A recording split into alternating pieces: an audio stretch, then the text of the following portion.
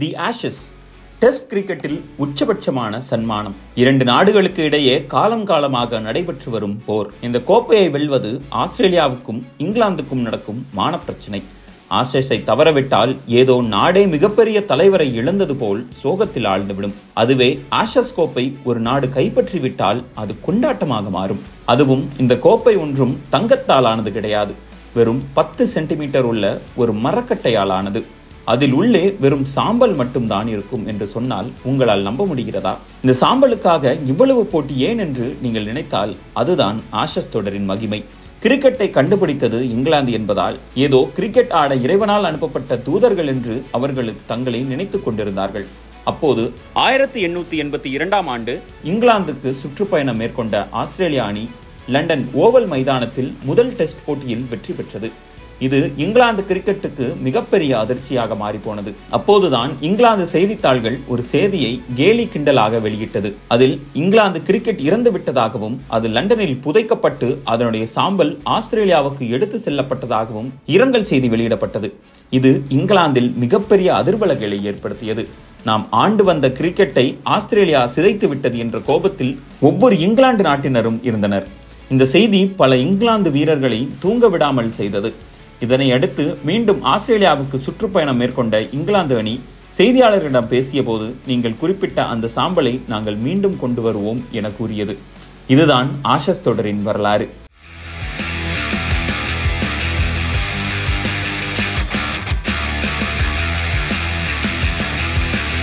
சொன்ன மாதிரியே இங்கிலாந்து அணி ஆஸ்திரேலியாவுக்கு சுற்றுப்பயணம் மேற்கொண்டு 3 டெஸ்ட் போட்டிகள் கொண்ட தொடரில் 2 டெஸ்ட்களில் வென்றது.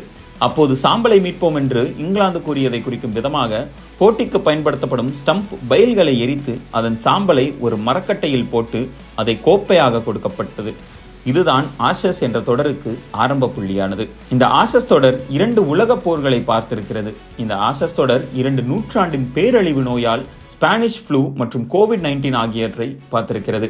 இந்த ஆஷஸ் தொடர் பல கொடுங்கோல் ஆட்சிகளையும் பார்த்திருக்கிறது. இந்த ஆஷஸ் தொடர் ஹிட்லரின் எழுச்சியையும் வீழ்ச்சியையும் பார்த்திருக்கிறது. இந்த ஆஷஸ் தொடர் பல நாடு உருவானதையும் பார்த்திருக்கிறது, பல நாடு அழிந்ததையும் பார்த்திருக்கிறது. அப்படிப்பட்ட பாரம்பரியமிக்க தொடர்தான் இது. 1882ஆம் ஆண்டு இருந்து 2025ஆம் ஆண்டு வரை 143 ஆண்டுகளாக நடைபெற்று வரும் பாரம்பரியமிக்க பழைய தொடர்தான். இதுவரை ஆஷஸ் டெஸ்ட் தொடரில் 361 போட்டிகள் நடந்திருக்கிறது. இதில் 152 போட்டிகளில் ஆஸ்திரேலியாவும் 110 போட்டிகளில் இங்கிலாந்தும் வெற்றி பெற்றிருக்கிறது. 99 போட்டிகள் சமனில் முடிவடைந்திருக்கிறது. ஒட்டுமொத்தமாக இதுவரை 73 ஆஷஸ் தொடர் நடைபெற்றிருக்கிறது. அதில் ஆஸ்திரேலியா அணி 34 முறையும் இங்கிலாந்து அணி 32 முறையும் கைப்பற்றியிருக்கிறது.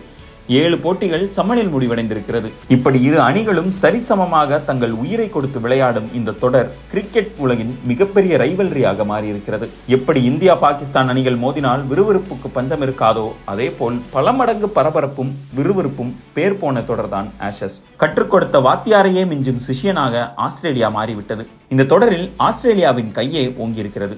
எனினும் இங்கிலாந்து அவ்வப்போது முக்கிய டெஸ்ட் போட்டிகளில் வென்றிருக்கிறது. 1884ஆம் ஆண்டிலிருந்து 1896ஆம் ஆண்டு வரை நடைபெற்ற 23 டெஸ்ட் போட்டிகளில் இங்கிலாந்து அணி வெறும் 4 டெஸ்ட் போட்டிகளில் மட்டுமே தோல்வியை தழுவியது. அந்த காலகட்டத்தில் நடந்த 7 ஆஷஸ் தொடரையும் இங்கிலாந்து அணியை கைப்பற்றியது. அதன் பின் நடந்ததுதான் மிகப்பெரிய டர்ன் அரவுண்ட். ஆஸ்திரேலியா அணி கிரிக்கெட்டில் முடிசூடா மன்னராக மாறத் தொடங்கியது. 1897ஆம் ஆண்டு முதல் நடந்த ஆஷஸ் தொடரை தொடர்ந்து 4 முறை ஆஸ்திரேலியா கைப்பற்றி தக்க பதிலடி கொடுத்தது. 17 ஆண்டுகளாக தோல்வியை தழுவிய ஆஸ்திரேலியா சீர்கொண்டு எழுந்ததால் அது இங்கிலாந்துக்கு மிகப்பெரிய மானப்பிரச்சனையாக மாறியது. இதனால் ஒரு கட்டத்தில் ஜென்டில்மேனாக விளையாடி வந்த இங்கிலாந்து வீரர்கள் போருக்கு கிளம்புவது போல் ஆஸ்திரேலியாவுக்கு படையெடுத்து சென்றனர். இதேபோல் எதிரி நாட்டை கைப்பற்றும் ஒரு நாடு எப்படி வருமோ அதே போல் ஆஸ்திரேலியா வீரர்களும் இங்கிலாந்துக்கு வந்தனர். கிரிக்கெட்டின் பிதாமகனான டான் பிராட்மன் வந்த பிறகு ஆஸ்திரேலியாவை இனி நம்மால் தொடவே முடியாது என்ற அளவுக்கு அது சென்று விட்டது. உலகக்கோப்பை எல்லாம் 1970ஆம் ஆண்டுகளுக்கு பிறகுதான் வந்தது என்பதால் ஏதோ ஆஷஸ் கோப்பையை கைப்பற்றுவது உலகக்கோப்பையை வெல்வதற்கு சமம் என்று மாறிவிட்டது. இன்னும் சொல்ல போனால் ஆஷஸ் கோப்பை உலகக்கோப்பைக்கு மேல் அப்போது இரு நாடு ரசிகர்களும் பார்த்து வந்தனர். 1930ஆம் ஆண்டு நடைபெற்ற தொடர்தான் ஆஷஸ் கிரிக்கெட் வரலாற்றில் தங்கத்தால் பொறிக்கப்பட்டவை. இங்கிலாந்துக்கு சுற்றுப்பயணம் மேற்கொண்ட ஆஸ்திரேலியா தொடரில் பிராட்மன் 5 போட்டிகளில் கிட்டத்தட்ட 1000 ரன்களை அடித்தார். சரியாக சொல்ல வேண்டுமென்றால் 5 போட்டிகளில் 974 ரன்கள் அடித்தார். இதில் அவருடைய சராசரி 139 இருந்தது. இந்த ரெக்கார்டை இதுவரை எந்த கொம்பனாலும் தொட முடியவில்லை. 100 ஆண்டுகள் நெருங்க போகும் நிலையில் இன்னும் இந்த சாதனை முதலிடத்தில் இருக்கிறது. இந்த தொடரில் டான் பிராட்மன் ஹெட்டிங்லி டெஸ்டில் 334 ரன்கள் குவித்தார். அதுவும் முதல் நாளில் மட்டுமே 309 ரன்கள் அடித்து உலக சாதனை படைத்தார். அந்த சாதனையை இன்னும் யாராலும் முறியடிக்க முடியவில்லை. இந்த இன்னிங்ஸில் முதல் நாளில் மதிய நேர உணவு இடைவேளைக்கு முன்பே சதமடித்து விட்டார் என்றால் பார்த்துக் கொள்ளுங்கள். இதே போன்று லீட்ஸ் டெஸ்டிலும் 254 ரன்கள் குவித்த டான் பிராட்மன் கிரிக்கெட் உலகின் முடிசூடனா மன்னனாக உருவெடுத்தார். அந்த தொடரில் மீண்டும் ஒரு இரட்டை சதம் அடித்தார். இதன் மூலம் ஆஸ்திரேலிய அணி இந்த தொடரை 2-1 என்ற கணக்கில் வென்றது. இந்த தோல்வியால் மனம் துவண்டு போன இங்கிலாந்து அணி நம்ம ஊரில் வந்து ஆசியிடம் இப்படி அடி வாங்கி விட்டோமே என்று குமுறியது. அப்போதுதான் ஒரு மிகப்பெரிய கிளாசிக் கம்பேக் இங்கிலாந்து அணிக்கு கொடுத்தது. இது ஆஷஸ் தொடரை வேறு ஒரு கட்டத்துக்கு கொண்டு சென்றது.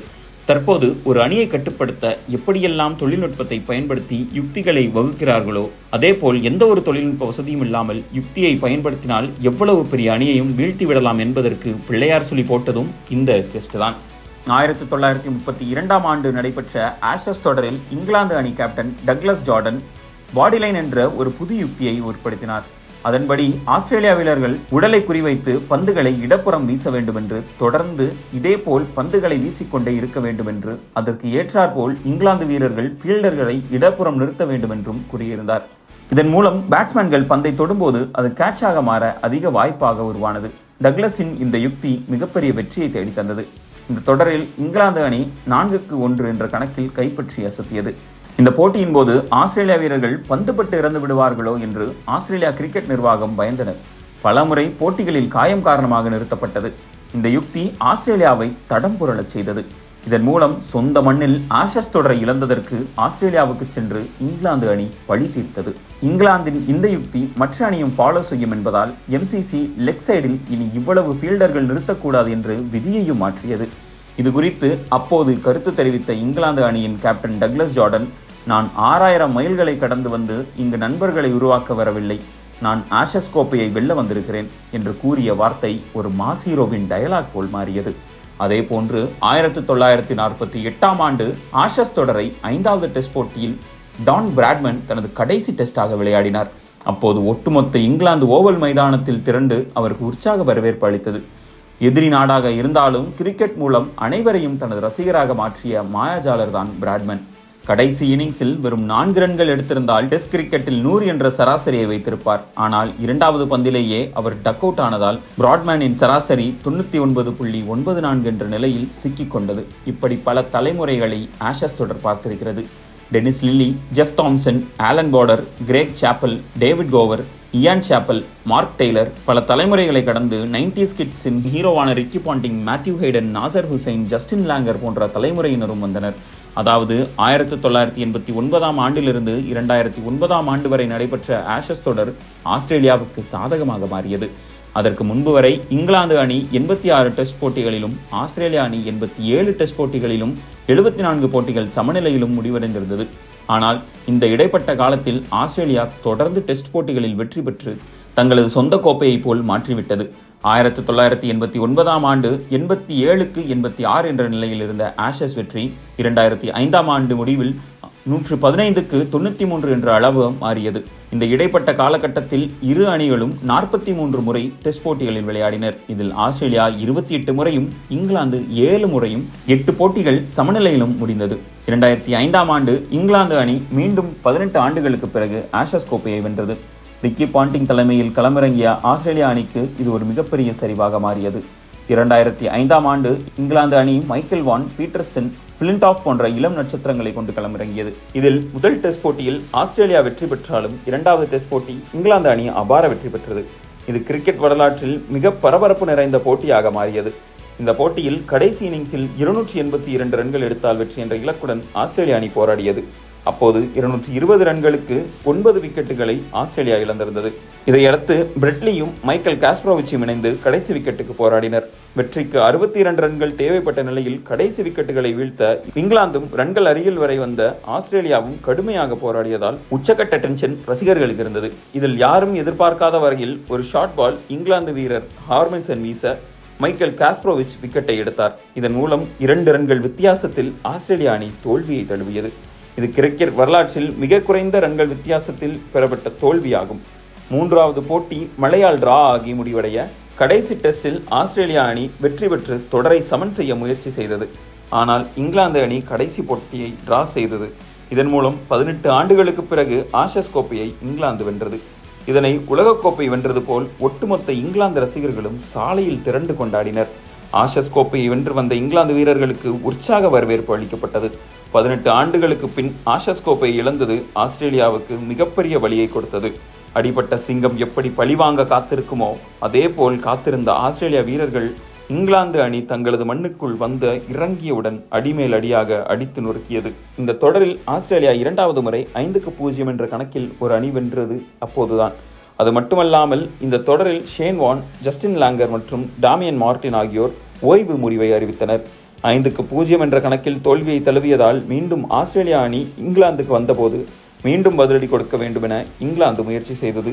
இதில் இங்கிலாந்து அணி 2-1 என்ற கணக்கில் ஆஷஸ் தொடரை வென்றது. இந்த தொடர் மூலம் ஆண்ட்ரூ ஃபிளின்டாஃப் ஓய்வு பெற்றார். இதனால் இங்கிலாந்து மண்ணில் நடைபெற்ற தொடரில் இங்கிலாந்தும், ஆஸ்திரேலியா மண்ணில் நடைபெற்ற தொடரில் ஆஸ்திரேலியாவும் வென்று வந்த நிலையில் இந்த கதையை மாற்ற வேண்டும் என்று இங்கிலாந்து அணி கேப்டன் ஆண்ட்ரூ ஸ்ட்ராஸ் முடிவெடுத்தார். பல 90s கிட்ஸுகளுக்கு இந்த தொடர் ஒரு மறக்க முடியாத அனுபவத்தை கொடுத்திருக்கும். ஏனென்றால் ஆஸ்திரேலியா மண்ணில் பொதுவாக எந்த ஒரு நாடும் வெற்றி பெற்றது கிடையாது. ஆனால் ஆஸ்திரேலியாவையும் வீழ்த்த முடியும் என்பதை காட்டியது இங்கிலாந்து அணி. 2011ஆம் ஆண்டு சரியாக உலகக்கோப்பை தொடருக்கு முன்பு நடந்த இந்த ஆஷஸ் கோப்பை ஆஸ்திரேலியா அணியின் இதயத்தை நொறுக்கியது. இன்னும் சொல்லப்போனால் தொடர்ந்து 3 உலகக்கோப்பை வென்று வந்த ஆஸ்திரேலியா அணி இந்த தோல்வியின் மூலம் துவண்டு போனது.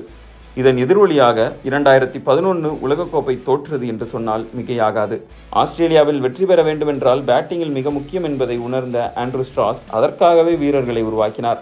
அலிஸ்டார் குக், கெவின் பீட்டர்சன் போன்ற வீரர்கள் இங்கிலாந்து அணியில் இடம்பெற்றிருந்தனர்.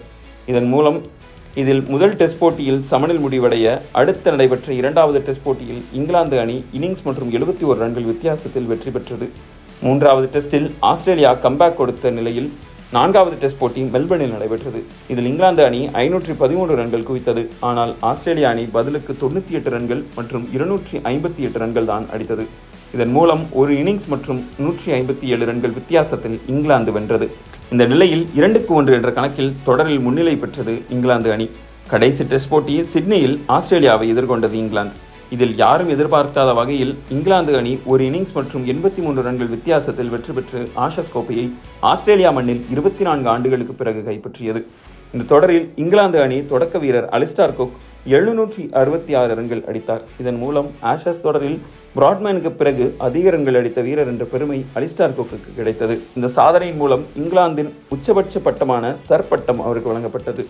இதையடுத்து 2013ஆம் ஆண்டு மீண்டும் இங்கிலாந்தில் நடைபெற்ற ஆஷஸ் தொடரில் மீண்டும் ஆஸ்திரேலியா தோல்வியை தழுவியது. ரிக்கி பாண்டிங், மைக்கேல் ஹசி போன்ற வீரர்கள் ஓய்வு பெற்ற நிலையில் டேவிட் வார்னர் நடத்தை விதிகளின் காரணமாக சஸ்பெண்ட் செய்யப்பட்டிருந்தார். இதனால் இந்த தொடரில் இங்கிலாந்து அணி 3-0 என்ற கணக்கில் எளிதில் வென்றது. தொடர்ந்து 3 முறை ஆஷஸ் கோப்பையை ஆஸ்திரேலியா இழந்ததால் இம்முறை மைக்கேல் கிளார்க் தலைமையிலான ஆஸ்திரேலியா அணி கோப்பையை எப்படியாவது கைப்பற்ற வேண்டும் என்று திட்டமிருந்தார். கடந்த 2010ஆம் ஆண்டு இங்கிலாந்து வீரர்கள் பேட்டிங் மூலம்தான் தொடரை வென்றது புரிந்து கொண்ட மைக்கேல் கிளார்க் இம்முறை ஆஸ்திரேலியா வீரர்கள் தங்களுடைய பந்துவீச்சை பலப்படுத்த வேண்டும் என்பதை முடிவெடுத்தார். இதனால் அவர் தனது வீரர்களிடம் சொன்னது ஒன்றே ஒன்றுதான்: உங்களால் முடிந்தவரை எவ்வளவு வேகமாக வீச முடியுமோ அவ்வளவு வேகமாக வீசுங்கள். இதற்கு உங்களுடைய உடல் தயாராக்கி கொள்ளுங்கள். புல்லட் போல் ஒவ்வொரு பந்தும் இங்கிலாந்து வீரர்களை தாக்க வேண்டும் என்று கூறினார்.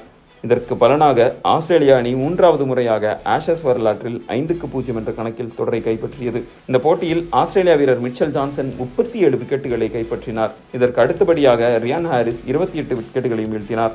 இதன் மூலம் ஆஸ்திரேலியா தங்களுக்கு உயிருக்கு மேலான நினைத்த ஆஷஸை கைப்பற்றியது. அதன் பின் 2015ஆம் ஆண்டு மீண்டும் இங்கிலாந்தில் நடந்த ஆஷஸ் கோப்பையை இங்கிலாந்து வென்றது.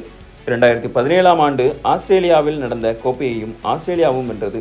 இந்த தருணத்தில் 2019ஆம் ஆண்டு இங்கிலாந்தில் மீண்டும் ஆஷஸ் கோப்பை நடந்தது.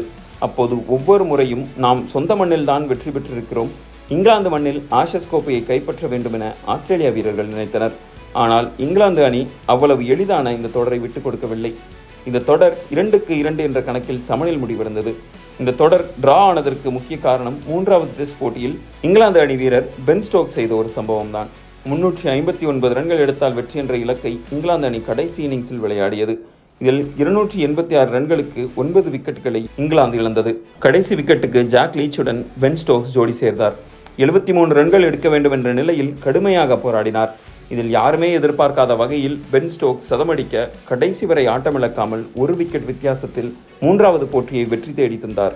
இந்த ஒரு இன்னிங்ஸ் மூலம் ஆஷஸ் கோப்பையை ஆஸ்திரேலியா இங்கிலாந்து மண்ணில் வெல்ல முடியாமல் போனது. இந்த தொடரில் ஆஸ்திரேலியா அணி நட்சத்திர வீரர் ஸ்டீவன் ஸ்மித் மொத்தம் 774 ரன்கள் குவித்தார். அதில் அவருடைய சராசரி 110 ஆகும். இது ஆஷஸ் வரலாற்றில் இங்கிலாந்தில் மண்ணில் அடிக்கப்பட்ட மிகப்பெரிய ஸ்கோர் ஆகும். இதன் பின் கோவிட் தாக்குதலுக்கு பிறகு 2021-2022 ஆண்டு ஆஷஸ் தொடர் ஆஸ்திரேலியா மண்ணில் நடந்தது.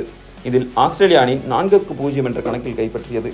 இதேபோல் 2023 ஆஷஸ் தொடர் இங்கிலாந்தில் நடந்தது. இதில் இரு அணிகளும் 2-2 என்ற கணக்கில் வெற்றி பெற்றது. தற்போது ஆஷஸ் கோப்பை ஆஸ்திரேலியா கைவசம் இருக்கிறது. இங்கிலாந்து அணி தங்களுக்கு சொந்த மண்ணில் கடைசியாக 2 முறை நடந்த தொடரிலும் ஆஷஸ் கோப்பையை வெல்ல முடியவில்லை. தற்போது 4 ஆண்டுகள் கழித்து மீண்டும் ஆஸ்திரேலியா மண்ணுக்கு பென் ஸ்டோக்ஸ் தலைமையில் ஆஷஸ் தொடரை கைப்பற்றும் முனைப்பில் அந்த அணி சென்றுள்ளது. கடந்த முறை 4-0 என்ற கணக்கில் தோல்வியை தழுவியதால் இம்முறை எப்படியாவது கோப்பையை வெல்ல வேண்டும் என்ற உத்வேகம் அந்த அணிக்கு இருக்கிறது.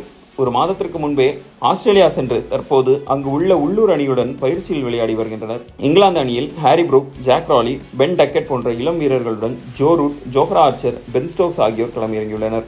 ஆஸ்திரேலியா அணிக்கு கேப்டனாக இருந்த பேட் கமின்ஸுக்கு காயம் ஏற்பட்டிருக்கிறது. இதுபோன்று ஹேசல்வுட் முதல் டெஸ்ட் போட்டியில் விளையாட மாட்டார் என அறிவிக்கப்பட்டிருக்கிறது. இதனால் மிச்சல் ஸ்டார்க் மற்றும் போலந்து ஆகியோர் தான் வேகப்பந்து வீச்சு படையை கவனிக்க வேண்டும். பேட்டிங்கில் Travis head, மார்னல் Labuschagne, Alex Carey, ஜாம்பவான் ஸ்மித் போன்றோர் இடம்பெற்றுள்ளனர்.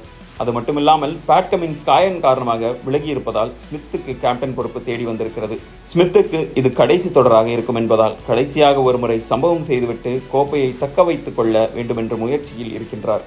பல ஆண்டுகளுக்கு பிறகு இரு அணிகளும் சமபலத்துடன் ஆஸ்திரேலியாவில் களமிறங்குகிறது. இதனால் ஆஸ்திரேலியா மண்ணில் வெல்லப்போவது யார்? பென் ஸ்டோக்ஸ் தனது பேஸ்பால் கிரிக்கெட் மூலம் சாதனை படைப்பாரா என்ற பல கேள்விகள் ரசிகர்கள் மத்தியில் எழுந்துள்ளது.